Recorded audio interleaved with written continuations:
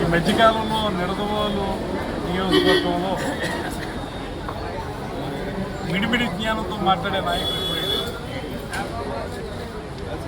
ఎప్పుడైనా సరే ఒక హాస్పిటల్ అప్గ్రేడ్ చేయాలంటే దానికి అవసరమైనటువంటి బిల్డింగ్ నిర్మించి వదిలేస్తే సరిపోదు. దానికి పూర్తి స్థాయిలో అనుమతులు తెచ్చుకుంటేనే హాస్పిటల్ అప్గ్రేడ్ అవుతుంది. అంటే ఏంటి, ఒక పక్కన 100 పడకల హాస్పిటల్గా దాన్ని అప్గ్రేడ్ చేయడానికి బిల్డింగ్ కన్స్ట్రక్షన్ కావాలి, బెడ్స్ కావాలి. వాటితో పాటు ముఖ్యంగా రికరింగ్ ఎక్స్పెండిచర్ ఏదైతే ఉంటుందో దాన్నే హెచ్ఆర్ ఎక్స్పెండిచర్ అంటారు.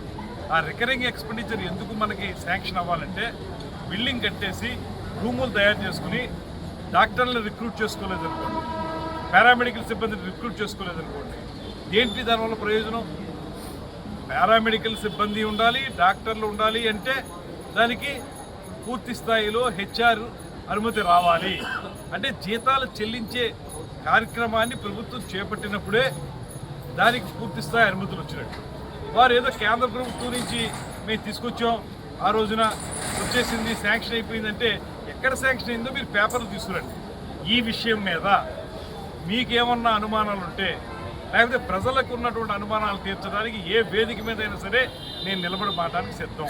మీరు వస్తారా? మీరు వచ్చి నాతో ఉమ్మడి వేదిక మీద పాల్గొంచుకోండి.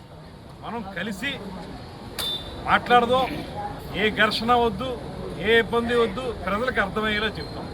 ఎప్పుడైనా సరే అనుమతులు అనేవి, అనుమతుల్లో కూడా అడ్మినిస్ట్రేటివ్ శాంక్షన్ ఉంటుంది ఒకటి, ఫైనాన్షియల్ శాంక్షన్ ఉంటుంది ఒకటి. అడ్మినిస్ట్రేటివ్ శాంక్షన్ వచ్చినంత మాత్రం దేనికి సరిపోదు. ఫైనాన్షియల్ శాంక్షన్ కూడా జరిగినప్పుడే దానికి పూర్తి స్థాయిలో అనుమతులు వచ్చినట్టు.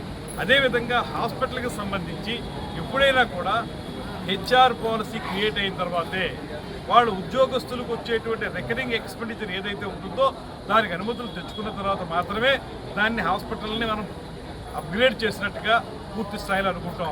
ఊరికే ఎవరినో కాంట్రాక్టర్కి డబ్బులు దొబ్బపెట్టడానికో, లేకపోతే ఏదో రకంగా ఇతరతర కార్యక్రమాలు చేయడానికో మీరు ఏదో తెచ్చేవనేటువంటి మాట చెప్పినంత మాత్రాన్ని సరిపోదు.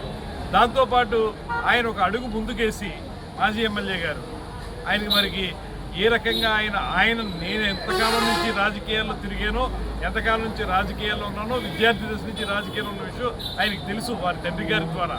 అలాంటిది మరి ఆయన కొత్తగా ఎమ్మెల్యే అయ్యాడు అనేటువంటి పదం ఉపయోగించాడు ఆయన. నేను ఒకటే చెప్తున్నాను, మీరు అసలు 2019లో ఎమ్మెల్యే అయ్యే నాటికి, అప్పటికి ఎన్ని సంవత్సరాల క్రితం 2007లోనే నేను చట్టసభలకు వెళ్ళినోండి. 2007 నుంచి 2013 వరకు శాసనమండలి సభ్యుడిని అయ్యాను. అధికార పార్టీ ఎమ్మెల్సీగా పూర్తి స్థాయిలో నేను అధికారాలను వినియోగించి అనేక అభివృద్ధి కార్యక్రమాలు చేశాను. ఒకసారి తెలియకపోతే మీకు అంత తీరికుండదు, ఖాళీ ఉంటే మీ వ్యాపారం చూసుకుంటారు కాబట్టి మీరు రాజకీయాల గురించి అర్థం చేసుకునేటువంటి అవకాశం మీకు లేదు కాబట్టి తెలియదేమో. కానీ ఒకసారి చూడండి, నేను చదువుకున్నప్పుడే నేను పోస్ట్ గ్రాడ్యుయేషన్ పూర్తయిన వెంటనే స్టేట్ డ్రైనేజ్ బోర్డు డైరెక్టర్ చేశాను. ఆ రోజు నుంచి ఇవాళ వరకు కూడా పూర్తి స్థాయిలో నేను రాజకీయాలే పరమావధిగా ఉన్నాను. ఎప్పుడు కూడా రాజకీయం తప్ప నేను ఏ రకమైనటువంటి కార్యక్రమాలు చేయలేదు.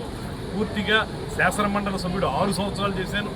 తర్వాత వివిధ స్థాయిల్లో నేనున్న పార్టీలకి రాష్ట్ర స్థాయిలో, జిల్లా స్థాయిలో అధ్యక్షుడిగా పనిచేశాను.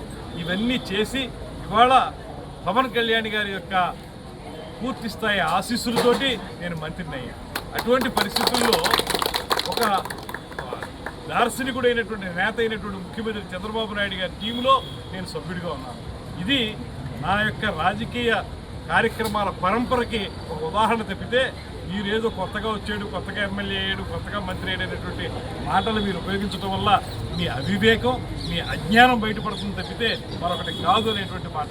ఒకవేళ మీకు తెలుసుకోలేకుంటే, మీతో ప్రయాణించినటువంటి వాళ్ళు చాలామంది ఉన్నారు, మీ నాన్నగారితో ప్రయాణించిన వాళ్ళు చాలామంది ఉన్నారు, వాళ్ళందరినీ అడగండి.